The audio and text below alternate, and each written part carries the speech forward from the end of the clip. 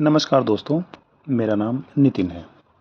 दोस्तों, मैं अभी तक लगभग 217 किताबें पढ़ चुका हूँ, जो कि भिन्न-भिन्न विषय संबंधित हैं। देखिए दोस्तों, जीवन में समस्याएँ सभी के साथ होती हैं और हर व्यक्ति की अपनी समस्या अलग प्रकार की होती हैं। वो लोग बहुत भाग्यशाली होते हैं जिनके पास अच्छे मित्र या अच्छे मार्गदर्शक होते हैं, जो हमारी समस्याओं के समाधान करने में हमें सहायता करते हैं। पर मेरा अपना अनुभव ये कहता है, अगर किसी के पास अच्छे मित्र या अच्छे मार्गदर्शक नहीं भी हैं और उसको कुछ अच्छी किताबें पढ़ने की आदत है, तो विश्वास कीजिए, अभी तक इस दुनिया में जितनी भी समस्याएं पैदा हुई हैं, उन सभी समस्याओं का समाधान आपको किताबों के द्वारा मिल जाएगा। ऐसी ही अगर आप अच्छी किताबें पढ़ने के आदी हैं, तो आपको पता चलता है कि हाँ, ये बात बिल्कुल 100% सच है। दोस्तों, यहाँ पर मैं आपको एक बहुत ही बेहतरीन किताब जिसका नाम है सकारात्मक सोच की शक्ति, उसके कुछ मुख्य जो विचार हैं यहाँ पर साझा करने जा रहा हूँ। ये पुस्तक बहुत ही प्रख्यात लेखक नॉर्मन विंसेंट पील द्वारा लिखी गई है, जो कि अपने आप में एक इंटरनेशनल बेस्ट सेलर है।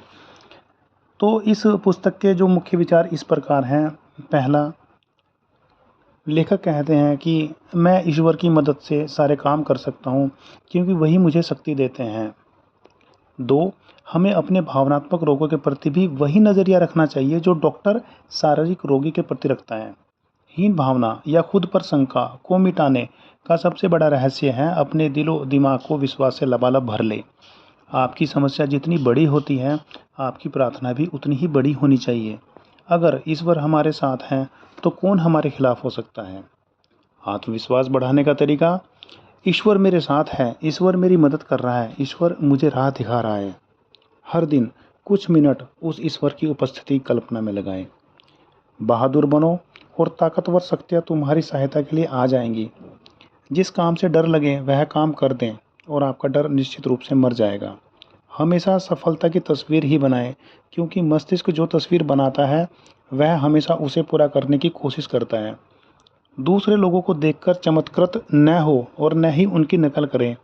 आपके रूप में कोई भी उतना प्रभावशाली या योग्य नहीं हो सकता जितने कि आप स्वयं हो।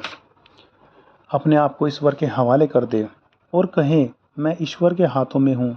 फिर विश्वास करें कि आपको ईश्वर से वे सभी शक्तियाँ मिल रही हैं जिनकी आपको ज़रूरत है। अगर आप शांत मस्तिष्क चाहते हैं, तो आपको इसमें शांत विचार भरने पड़ेंगे। मौन वह तत्व है जिसमें महान वस्तुएं अपने आप को आकार देती हैं। मौन में आध्यात्मिक उपचार की शक्ति है। वह एक स्वस्थ और सुखी व्यक्ति है, क्योंकि उसके दिल और दिमाग में शांति है। कड़ी मेहनत से इंसान की ऊर्जा बर्बाद होती है। कड़ी मेहनत से इंसान की ऊर्जा बर्बाद नहीं होती, बल्कि भावनात्मक असंतुलन से होती है। मेरी उम्र जितनी ज़्यादा होती जा रही है, मुझे उतना ही विश्वास होता जा रहा है कि न तो उम्र न ही परिस्थितियाँ हमारी ऊर्जा जो उसको कम कर सकती हैं। हमारी शारीरिक स्थिति बहुत हद तक हमारी भावनात्मक स्थिति द्वारा निर्धारित होती है और हमारा भावनात्मक जीवन हमारे वैचारिक जीवन द्वारा निर्धारित होता है। थकान से बचने का सबसे अचूक रास्ता यह है कि आप अपने आप को किसी ऐसे काम में भुला दें जिसमें आपका गहरा विश्वास हो। हर समस्या सुलझ सकती है और सही तरीके से सुलझ सकती है, बशर्ते आप प्रार्थना करें। आप किसी व्यक्ति को शारीरिक रूप से तब तक स्वस्थ नहीं बना सकते जब तक कि आप उसे आध्यात्मिक रूप से स्वस्थ ना बना सकें। विश्वास भरी प्रार्थनाओं से ऐसी शक्तियाँ मुक्त होती हैं जिनसे सकारात्मक परिणाम मिलते हैं। आपकी जितनी आस्था होती है, आपको उतना ही मिलता है। औसत व्यक्ति के ज़्यादातर दुख खुद के बनाए होते हैं। मैं इसलिए खुश हूँ क्योंकि खुश रहना मेरी आदत है।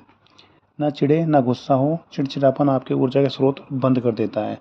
हर दिन सुबह बिस्तर से उठने से पहले बोलिए, हे ईश्वर, मुझे आप में विश्वास है।